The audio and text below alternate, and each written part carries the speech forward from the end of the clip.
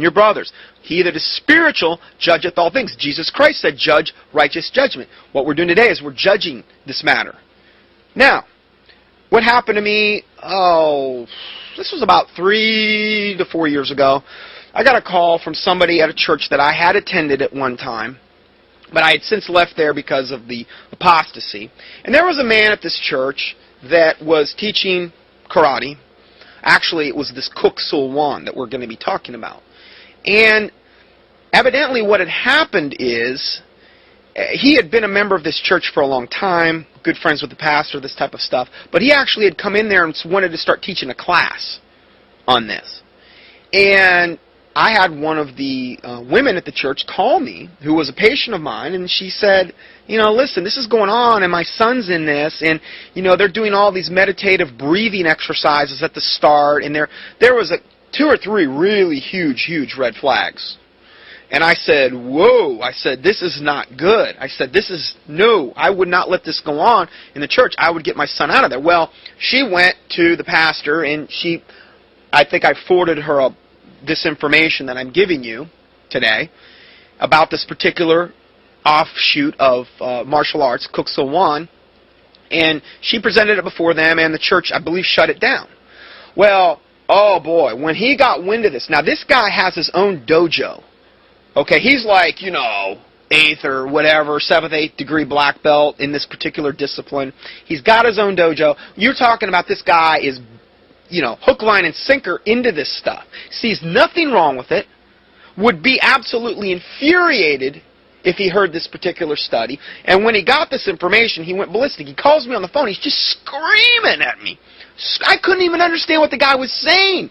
He was just screaming, screaming at me, telling me, get down to his dojo. He's going to show me that this is about integrity and respect and showing respect. And I said, you know what?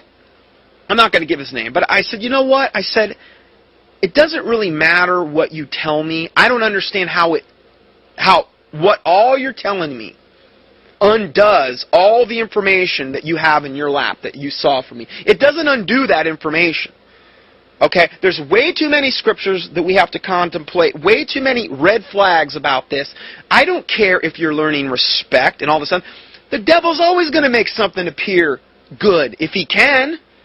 Oh yes, you're learning discipline and you're learning respect. There's a billboard locally, not a billboard, but they have like these little signs up and it says something like "Got discipline," and it shows this little kid doing a karate move, and this is the big thing. So many kids today are such little devils because the parents have let the secular education system and the TV and the video games raise their kids. There's no discipline at all. And they turn out like devils and they're like, oh, what do we do to little Johnny? He's got no discipline. We'll put him in karate. He'll get some discipline. Yeah, they put little Johnny in karate and he becomes twice the child of hell that he was before. Yeah, he's got discipline, but now he's got all the demons that go along with the martial art. But he's learning respect. That's all that matters. Yeah, Doug just brought up a good point. Luciferians and people involved in high-level occult also believe in many of these same things. Respect and these types of things toward certain people or your elders or things of that nature. So this guy was just screaming at me on the phone. I couldn't really get a word in edgewise. And I stayed on the phone with him. And I said he kept trying to get me to come down to his dojo for me to be convinced. And I'm like, I'm not going to the devil's den so you can try to convince me. I said, can you disprove this information? He finally just hung up on me. See, that's how a guy like that deals with problems. He calls and screams and thinks he's going to intimidate me into submission. And I didn't. I just stood there. He ended up hanging up on me. Never heard from him again. So, I've had a lot of experience with this stuff. Not only have I been involved with it, but I've been on both sides of this. Thank God they stopped teaching that class, at least at the time, at that particular church. So this excerpt that I'm reading is entitled Kwan, A Brief History. And it's got like, oh my word, four different guys have contributed to this, and all these are experts on Kwan, this particular form of martial arts. So remember, as we go through this portion of the teaching, we are presenting a discussion on the martial arts from the experts in the martial arts, and And this is what they're openly admitting to. So we'll start out here. It says, in this, the first of 3 articles on Kuk Sowan, although we focus on the history of Korean martial arts, to do so we must explore the history of Korea. For the country and the martial arts are inextricably interwoven. See, they're admitting the history of their countries are inextricably woven, not only with religion, but with the martial arts, and the martial arts are also interwoven with the religious aspect, the Zen Buddhism and all this other stuff. Modern Korea is as much a product of its martial arts as its martial arts are a product of the country. You see how important it is to them? We can come here and Christianize it all day long. It doesn't take away this. The foundation, if the foundations be destroyed, what can the righteous do? Then it goes on to say, what shall we see emerge is the Korean martial art, martial spirit. They call it the martial spirit. Now remember, martial is in Mars, which is the god of war, 5th planet from the sun, the red planet, the god of war. That's where we get martial, M-A-R.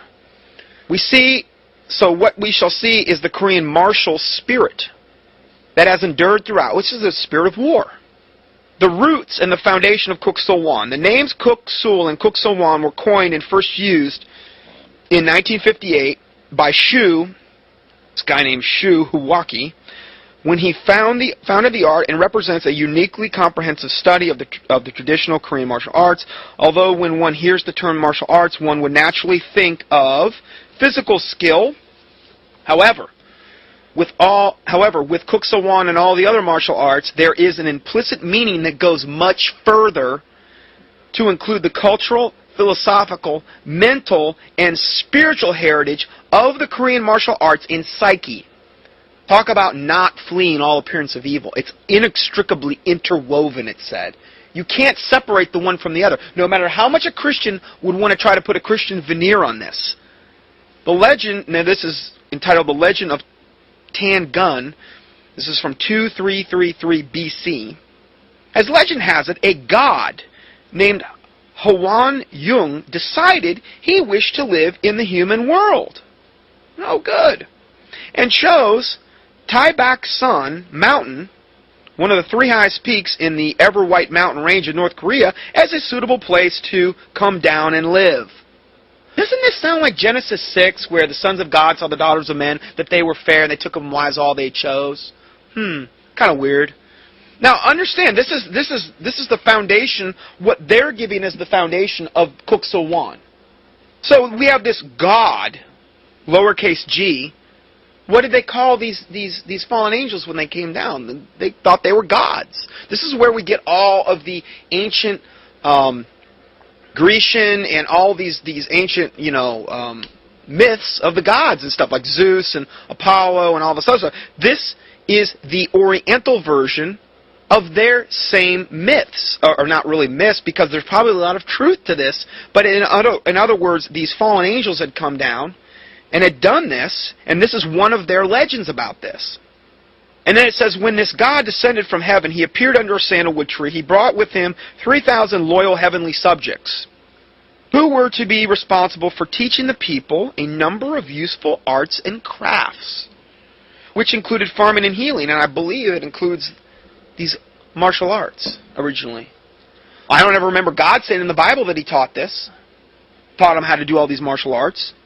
But isn't that funny, that if we look, one of the common themes of this, when these fallen angels came down, is that they imparted this knowledge primarily and firstly to the women that they had taken to wife.